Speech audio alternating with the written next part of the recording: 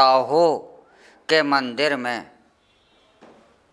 कामरत मूर्तियाँ क्यों बनाई गईं? इन्हें बनाने का उद्देश्य क्या था? क्या उस समय जिन्होंने यह मूर्तियाँ बनाई उस वक़्त राजा महाराजा जो थे वह ऐसे विचारों से ओतप्रोत थे, या उन्हें इस काम जगत को, संसार को, या उन्हें इस काम जगत को संसार के सामने लाना था? लेकिन खजुराहो के यह मंदिर, इनके अंदर देवताओं का वास है। अधिकतर भगवान शिव को ही समर्पित मंदिर बनाए गए, लेकिन प्रत्येक अधिकतर मंदिरों के बाहर कामरत, मैथुनरत मूर्तियां बनाने का उद्देश्य क्या था? हमारे सनातन धर्म में ऐसा भी माना जाता है कि हमारे सनातन धर्म में ऐसा भी माना जाता है और ऐसा भी विश्वास है कि काम के जरिए भी आप मोक्ष की ओर जा सकते हैं। लेकिन हमारे जो दार्शनिक थे उनका मुख्य उद्देश्य था कि यह काम जो है इसके जरिए भी आप, इसके मार्ग से होते हुए भी आप मोक्ष के द्वार की ओर जा सकते हैं। आप जब तक ईश्वर की आराधना नहीं कर सकते, जब तक ईश्वर को प्राप्त नहीं कर सकते, तब तक आप इस काम पर विजय ना प्राप्त कर लें। यही संदेश छुपा हुआ है हमारे खजुराहो के मंदिरों में, क्योंकि ईश्वर के प्राप्ति काम वासना पर विजय प्राप्त करने के बाद ही हो सकती है, उससे पहले नहीं हो सकती। यदि आप खजुराहो के मंदिर जाते हैं तो आप मंदिर से बाहर जो भी कामरत मूर्तियां हैं आप इन्हें देख लीजिए, और आपकी जो भी वासना है, आपके अंदर जितनी भी वासना है, इसको मंदिरों के बाहर ही भस्म कर दीजिए। और जब आप इन्हें देख देख कर थक जाओ और आपका मन जो है पूर्णतः इससे विरक्त हो जाए, आप वासना से मुक्ति पा जाओ और वासना पर आप विजय प्राप्त कर लो, और वासना की आपके मन में जरा भी कामना ना हो, तब तक आप मंदिर से बाहर ही रहें। चाहे एक दिन नहीं, आप 4 दिन रहें और अपनी इस वासना को पूर्णतः जला दें। जब आपका मन भर जाए और आप इससे अलग हट जाएं और आपकी इससे संतुष्टि तृप्ति हो जाए, तब आप मंदिर के भीतर प्रवेश करें। और यह बिल्कुल सत्य है कि जब आप वासना पर मुक्ति पालोगे, वासना से विजय पालोगे, तभी आपको ईश्वर के साक्षात दर्शन होते हैं। तभी आप ईश्वर है उसको दर्शन कर सकते हैं, तभी आप ईश्वर के समीप जा सकते हैं और वह अलौकिक आनंद ईश्वर की प्राप्ति का, ईश्वर की प्राप्ति का, भगवान के दर्शन का आपको जब ही प्राप्त हो सकता है।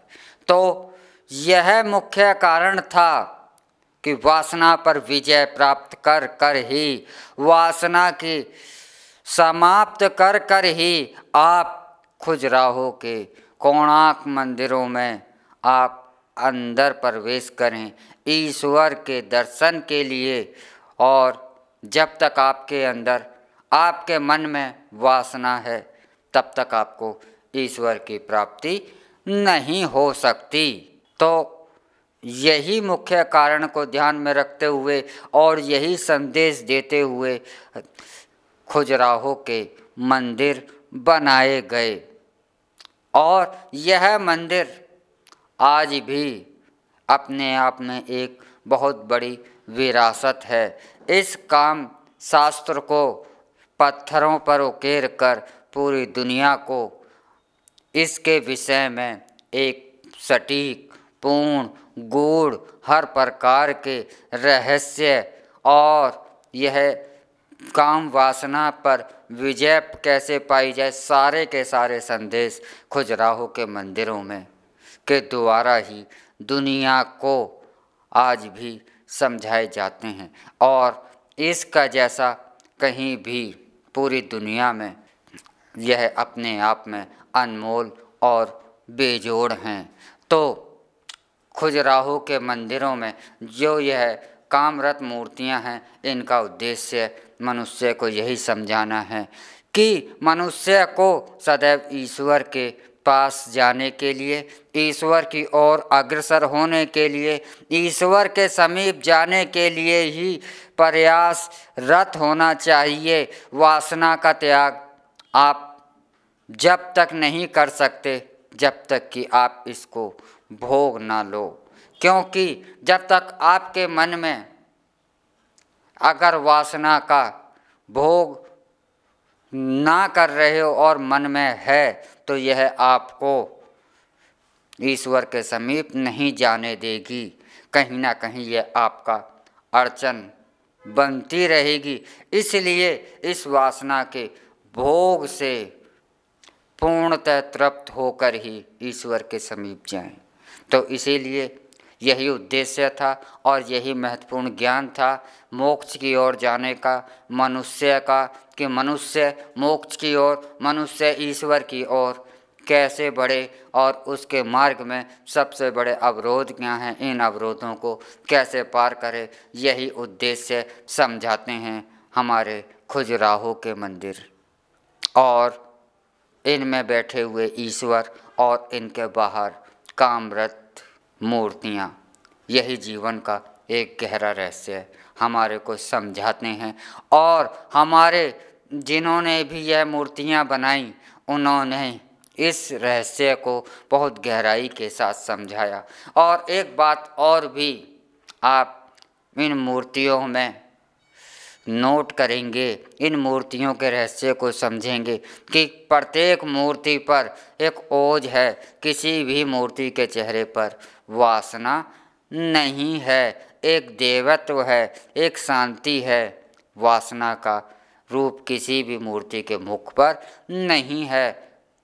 तो इतनी गहरी बात बहुत आसानी के साथ समझाने में अगर कोई सफल रहा है, जीवन का इतना गहरा रहस्य बताने में अगर कोई सफल रहा है, तो वह खजुराहो के कोणार्क तो सफल रहा है, तो वह हैं खजुराहो के मंदिर और हमारा सनातन धर्म इसी रहस्य को बहुत, और हमारा सनातन धर्म इसी रहस्य को उजागर करता है, वासना से ईश्वर की ओर।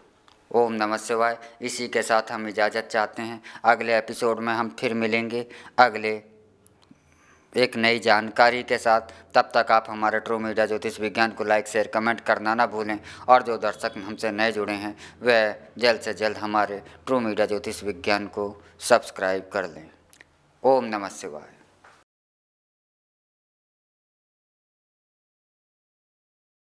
अगर आप ये वीडियो YouTube पर देख रहे हैं तो हमारे चैनल को सब्सक्राइब करें और बेल आइकन को दबाना ना भूलें। अगर आप Facebook पर ये वीडियो देख रहे हैं तो हमारे पेज को लाइक करें।